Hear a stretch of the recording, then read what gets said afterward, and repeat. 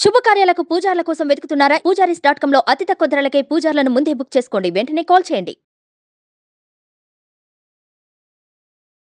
నమస్కారం, నేను మీ జాహ్నవి. మనతో ఉన్నారు ప్రముఖ జ్యోతిష్య వాస్తు పండితులు, జ్యోతిష్య వాస్తు శిక్షణ నిపుణులు, లలిత ఉపాసకులు బ్రహ్మశ్రీ నానాజీ పట్నాయక్ గురువు గారు. సూక్ష్మంలో మోక్షం ఈ ప్రత్యేక కార్యక్రమం ద్వారా మనకున్నటువంటి ప్రతి సందేహాన్ని నివృత్తి చేస్తూ ఉన్నారు. ప్రతి రోజుకి సంబంధించి ఇంపార్టెన్స్ ని కూడా తెలియజేస్తూ ఉన్నారు కదా గురువు గారు. మరి ఈ రోజు కూడా ముక్కోటి ఏకాదశి, దీనికి సంబంధించి పూర్తి వివరాలు గురువుగారి మాటలు అడిగి తెలుసుకుందాం. నమస్కారం గురుగారు. గురుగారు, మార్గశిర మాసము, ఇప్పుడు ధనుర్మాసం కూడా ప్రారంభమైపోయింది. అయితే ఈ ధనుర్మాసంలో ప్రత్యేకమైన రోజుల్లో ముక్కోటి ఏకాదశి, వైకుంఠ ఏకాదశి అని కూడా అంటాం ఆ రోజు కదా. అయితే ఆ రోజు మనం అసలు ఎలా జరుపుకోవాలి, ఏం చేయడం వల్ల మనకి అన్ని రకాల సౌఖ్యాలు కలుగుతాయంటారు?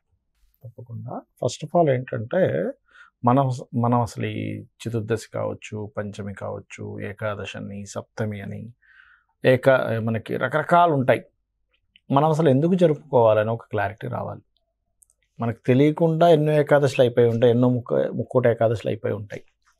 ఎందుకు జరుపుకోవాలి అంటే, మనకి ఒక్కొక్క తిథికి ఒక తిథినిత్య దేవత అనేటువంటిది ఒకటి ఉంటుందండి. మీరు గమనించండి, ఇప్పుడు మనకి ఏదైనా ఒక తిథి బాగోలేదు, ఆ రోజు ఒక కార్యక్రమం మొదలుపెట్టాం, ఆ తిథినిత్య దేవతని కనుక మనం తలుచుకుంటే ఆ కార్యం ఇబ్బంది కలగకుండా ఉంటుంది. ఎందుకంటే ఆ తిథినిత్య దేవతను మనం తలుచుకున్నాం. అష్టమి రోజు ఒక కార్యం మొదలుపెట్టాము, అరే తెలియకుండా అష్టమి రోజు ప్రారంభించాము ఎలాగా అనుకోవడం అవసరం లేదు. చక్కగా త్వరితాదేవి నమస్కరించుకుంటే ఆ తిథినిత్య దేవత అనుగ్రహించి ఆ కార్యం సక్రమంగా జరిగేలా చేస్తుంది. ఉంటుంది.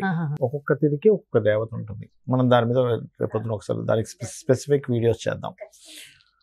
అయితే మనల్ని నడిపించేది ఎవరు అంటే ఈ తిథినిత్య దేవతలు. మన షట్చక్రాల్లో ఉండేటువంటి ఒక్కొక్క పెటల్స్లో ఉండేటువంటి దేవతలు, సహస్రారంలో ఉండేటువంటి అమ్మవారు, సహస్రారాంబుజారూఢ సుధా సారాభివర్షిణి అంటూ ఉంటారు. అంటే సహస్రారంలో ఉండే అమ్మవారు సుధాసార వర్షాన్ని కురిపిస్తూ తటిల్లతా సమృద్ధి షట్చక్రోపరి సంస్థిత, తటిల్లత మెరుపు తీగలా తిరుగుతుంటే అమ్మవారు చికి మన లోపల అది అట్లా తిరుగుతుంటేనే మనకు ఎనర్జీ ఉంది. అయితే మనకు మహర్షులు, అయ్యా నువ్వు ఈ ఏకాదశి చేసుకుంటే ఈ ఫలితం, వైకుంఠ ఏకాదశి చేసుకుంటే ఈ ఫలితం అని చెప్పి చెప్పడం జరిగింది. మరి వైకుంఠ ఏకాదశిని గనక మనం జరుపుకుంటే ఏమిటి ఫలితము అంటే, మనము యమబాధల నుంచి బయటపడతాం. యమబాధలు అంటే ఇక్కడ ఏం లేదు, మనం ప్రతి వ్యక్తి కూడా తన యొక్క శరీరాన్ని వదిలేసిన తర్వాత యమకింకర్లు వచ్చి తీసుకెళ్తారు. సరిగ్గా తీసుకొని వెళ్ళి మళ్ళీ తీసుకొస్తారు. ఈ 11 రోజుల కార్యక్రమాన్ని ఆ సూక్ష్మ శరీరంతో ఇంత శరీరం ఉంటుంది. ఇది చాలా స్పష్టంగా గరుడ పురాణంలో ఉన్నటువంటిది మీరు చదువుకోవచ్చు. పురాణాలు ఎందుకు చదవాలి అంటే, చాలామంది అయ్యో ఏంటి పుక్కిడి పురాణాలు అంటారు. కాదు, పురాణాలు మనకు చదివితేనే భగవంతుడు ఉన్నాడు, పాపము పుణ్యము ధర్మము అన్నీ ఉన్నాయనే విషయం స్పష్టంగా మనకు జీర్ణం అవుతుంది, అర్థమవడం కాదు జీర్ణం అవుతుంది.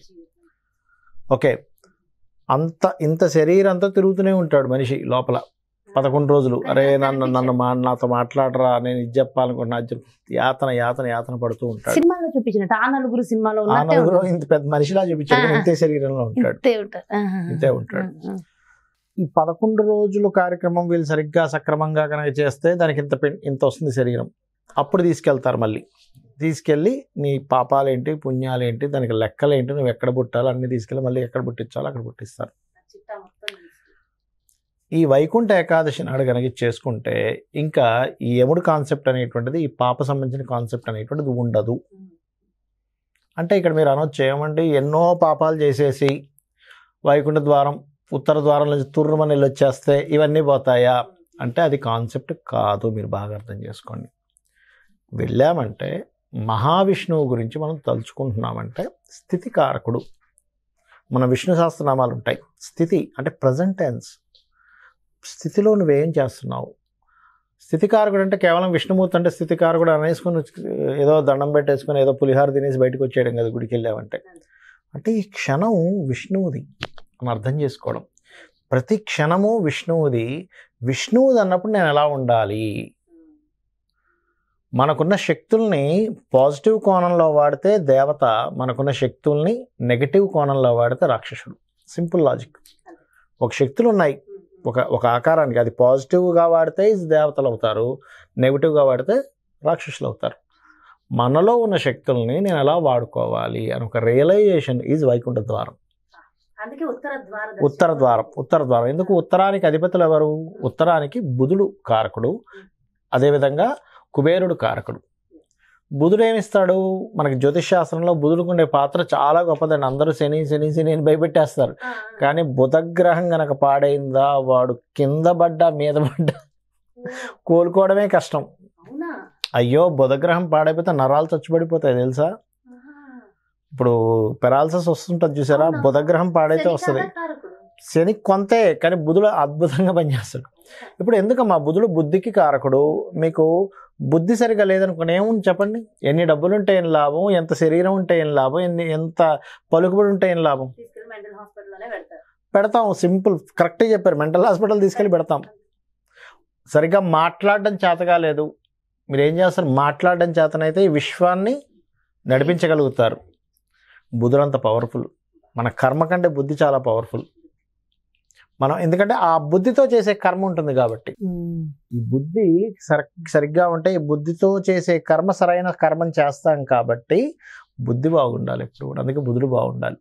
అయితే ఈ ఉత్తర ద్వారానికి బుధుడు కారకుడు, కుబేరుడు కారకుడు కాబట్టి అందులోంచి ఎంటర్ అయ్యేటప్పుడు ఈ బుధుడు పాడైతే అప్పుల పాలవుతాడు మనిషి. అప్పుల పాలవ్వడం, మన ఏమంటారు, రిలేషన్స్లో ఇబ్బందులు రావడం, కమ్యూనికేషన్స్లో ఉండదు కదా. ప్రతిదాన్ని నెగిటివ్గా చూస్తూ ఉంటాడు. నెగిటివ్ చూస్తే ఉంది, నువ్వు వాళ్ళది ఆ తప్పు చేసావు, ఈ తప్పు చేసావు, అది చేసావు, ఇది చేసావు అని వాళ్ళ మీద రుద్దుతూ ఉంటావు. అయిపోయింది, క్లోజ్. అలా ఆ బుధుడు ఎప్పుడైతే బాగుండాలి అంటే రెండు మార్గాలు. ఒకటి, మనం పాస్ట్ లైఫ్లో చేసిన కర్మల ద్వారా మనకు బాగుంటాడు, లేదా మహావిష్ణువుని ఆశ్రయిస్తే బాగుంటాడు. మీకు ఎన్ని అప్పుల్లో ఉన్నా ఏదున్నా, స్వామి నువ్వే నాకు దిక్కుని వైకుంఠ ద్వారం నుంచి ఎంటర్ అయ్యేటప్పుడు ఇది బుధుడికి సంబంధించిన, బుద్ధికి సంబంధించిన నా జన్మజాతకంలో అప్పుల్ని, దారిద్రాన్ని, నా బుద్ధి వక్రగతిలో ఉన్నటువంటి దాన్ని అన్నిటినీ కూడా తొలగిస్తాడు స్వామి అనేటువంటి భావనతో వైకుంఠ ద్వారం నుంచి లోపలికి వెళ్ళాలి. వెళ్ళి అక్కడ స్వామివారిని దర్శించుకొని, నా బుద్ధి ఎప్పుడు బాగుండాలి స్వామి, ఎందుకంటే మన బుద్ధికి అధిపతి విష్ణువు, స్థితికారకుడు కదా. అందుకే చూడండి, మీ బుద్ధి వక్రగతిలో ఉంది, మీ బుద్ధి సరిగ్గా లేదు అంటూ ఉంటాం. మనం చూడండి, ఎవరినైనా మనం ఒక మనిషిని మీరు అంచనా వేయడానికి ఏం తీసుకుంటారు? వీడి బుద్ధి, వీడి మనసు అంటాం. వీడి బుద్ధి మంచిది కాదండి, ఎన్ని డబ్బులున్నా వేస్ట్ అండి అంటాం. అది ఏమీ లేకపోయినా బుద్ధి బాగుంది, వీడు చాలా తెలివైనవాడు అండి. ఏ కంపెనీ అయినా తెలివైన వదులుకుంటుందా? కాబట్టి ఇది బాగుండాలి అంటే మహావిష్ణువుని ప్రత్యేకంగా ఈరోజు వాడాలి. ఎందుకు?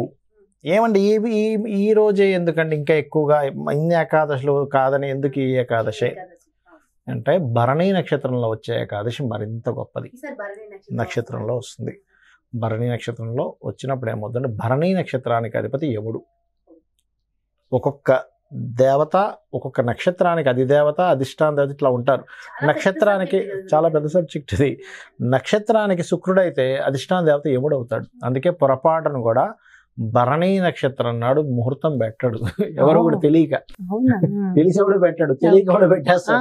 భరణి నక్షత్రం, శుక్ర నక్షత్రం అనుకుంటారు. కాదు, దానికి ఎవరు అనేది చూసుకోవాలి, అధిపతి ఎవరు అనేది చూసుకోవాలి. యముడు కాబట్టి కాస్త జాగ్రత్తగా. ఒక్కొక్క నక్షత్రానికి అధిష్టాన దేవత వల్ల ఉంటుంది. ఇప్పుడు చూడండి, పుష్యమి నక్షత్రం ఉంది, పెళ్లికి బెటర్ ముహూర్తం పుష్యమి నక్షత్రాన్ని. ఎందుకు అంటే అందరూ ఏమనుకుంటారు శని నక్షత్రం కదండి అంటారు. కాదు, మరి పూర్వభాద్ర ఉంది, మరి అట్లాంటి ఇంకో పరాణ నక్షత్రాలు ఉన్నాయిగా, అనురాధ నక్షత్రం ఉందిగా, ఎందుకు దీనికి పెట్టరు అంటే, ఈ పుష్యమి నక్షత్రానికి అధిదేవత గురువు అవుతాడు. అదేంటంటే గురువు శుభగ్రహం కదండి అంటే, గురువు ఒక లక్షణం ఏంటంటే డ్యూయాలిటీ. రెండో వివాహానికి దారి తీసేస్తుంది పుష్యమి నక్షత్రంలో కనుక ముహూర్తం పెట్టుకుంటే. రెండో వివాహం అంటే మధ్యలో ఎన్ని ఇబ్బందులు పడాల్సి వస్తుందో అది వివాహం చనిపోవడం కదా. అట్లా ఒక్కొక్క నక్షత్రానికి అధిదేవతని తీసుకొని మనకు మహర్షులు ఈ రోజు నువ్వు ఇచ్చేయి, నువ్వు ఇచ్చేస్తే యమబాధలు తగ్గుతాయి. ఎందుకంటే ఈ నక్షత్రానికి ఇది కాబట్టి, పర్టికులర్గా ఈరోజు 23వ తేదీ మనకు వస్తున్నటువంటిది శనివారం రోజు వస్తుంది. అదిగాక ఇంకోటి ఏంటి, శనివారం రోజు వచ్చినప్పుడు యమ ఆరాధన మంచిది. శనివారం ఎవరికైనా సరే యమ బాధలు బాగా ఉన్నాయనుకోండి, లేదా వాళ్ళకి ఉద్యోగ సంబంధించిన ఇబ్బందులు ఉన్నా యముణ్ణి స్మరిస్తే ఉద్యోగ సంబంధించిన ఇబ్బందులు తగ్గుతాయి. యముణ్ణి ఇప్పుడు ఎవరికైనా ఉద్యోగంలో బాగా ఇబ్బంది ఉంది అంటే ఒక ఉద్యోగం కూడా రావట్లేదు, వాళ్ళు చేయాల్సింది ఏమిటంటే గణపతిని, సర్ప ఆరాధనని, యముణ్ణి తలుచుకోవాలి. ప్లస్ లలిత సహస్రనామాల్లో ఫస్ట్ లైన్ ఉంటుంది ఏమిటది, ఓం శ్రీమాత శ్రీ మహారాజ్ని శ్రీమత్ సింహాసనేశ్వరి నమః అని చేసుకుంటూ ఉంటే వీళ్ళకి ఏమవుతుందంటే ఆ పొజిషన్ ఏదైతే ఉందో కర్మ కొద్దీ వాళ్ళ జన్మజాతకంలో పూర్వజన్మలో చేసుకున్నటువంటి పాపము కర్మ బట్టి వీళ్ళకి లేదు, దశమం పాడైపోయింది. కానీ ఈ దేవతా సంబంధించిన ఎనర్జీ ఏదైతే ఉందో దాన్ని స్ట్రాంగ్ చేస్తుంది.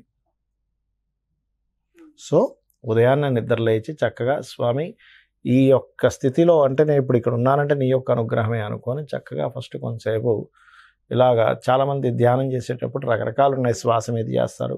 మనం కళ్ళు మూసుకొని చక్కగా నేత్రాలను చక్కగా మూసుకొని ఇక్కడ కాన్సన్ట్రేషన్ చేయాలి. గుర్తుపెట్టుకోండి, మీకు ఎవరికైనా బాగా అప్పులు ఉన్నాయనుకోండి, 2 విషయాలు అంటే ఇది ఏకాదశి సంబంధంగా కాబట్టి చెప్తున్నాను. 1 విష్ణువుని, 2 అపర్ణాదేవిని అమ్మవారిని ఇలా కూర్చొని చక్కగా అప్పులు ఉన్నాయనుకోండి ఈ రెండు ముద్దలేయండి.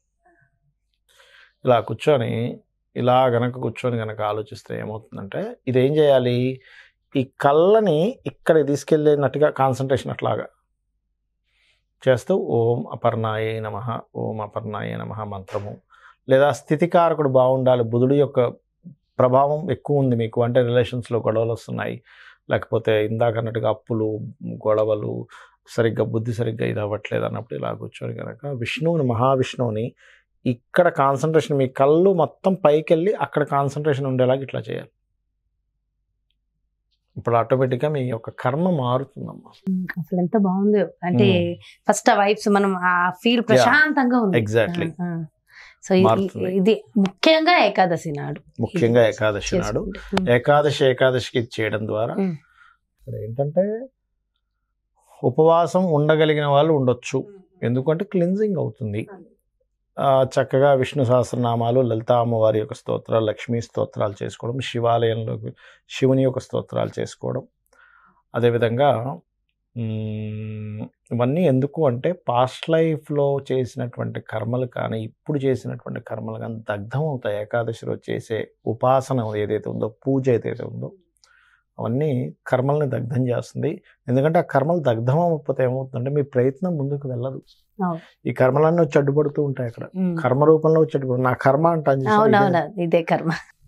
సో అవన్నీ కూడా పటాపంచలు అవ్వాలి, జీవితం అద్భుతంగా మారాలంటే ఒక్క ఏకాదశి చాలా అంటే ప్రాపర్గా ఉపయోగించుకుంటే చాలా బాగుంటుంది అంటారండి. చాలా వివరంగా సవివరంగా వివరించారు గురుగారు. Thank you so much. నమస్కారం. శ్రీమాత్రే నమః. చూసారు కదండి, మరి ఇది వైకుంఠ ఏకాదశి, ముక్కోటి ఏకాదశి. అందున భరణి నక్షత్రంతో కూడి వచ్చినటువంటి ఈ ఏకాదశి నాడు గురువు గారు చెప్పిన విధి విధానాల ప్రకారం కనుక ఖచ్చితంగా మనం జరుపుకుంటే ముందు మనశుద్ధి, బుద్ధి శుద్ధి, ఈ 2 బాగుంటే కర్మశుద్ధి. సో ఆటోమేటిక్గా మన జీవితం ఒక మలుపు తిరుగుతుందనే చెప్పాలి. సో అలాంటి ఒక అద్భుతమైన మలుపు మన జీవితంలో రావాలి అంటే ఈ ఒక్క ఏకాదశి సరిపోతుంది. సో మరో చక్కటి ప్రత్యేకమైన కార్యక్రమంతో మళ్ళీ మీ ముందుకు వచ్చేస్తాను. మరి అదేవిధంగా మీ యొక్క జాతకానికి సంబంధించి కానీ లేదంటే మీ ఇంటి వ్యాపార వాస్తుకి సంబంధించి కానీ గురువు గారిని సంప్రదించాలి, అపాయింట్మెంట్ కావాలి అనుకుంటే క్రింద డిస్ప్లే అవుతున్నటువంటి నెంబర్స్కి కాల్ చేయండి. నమస్తే.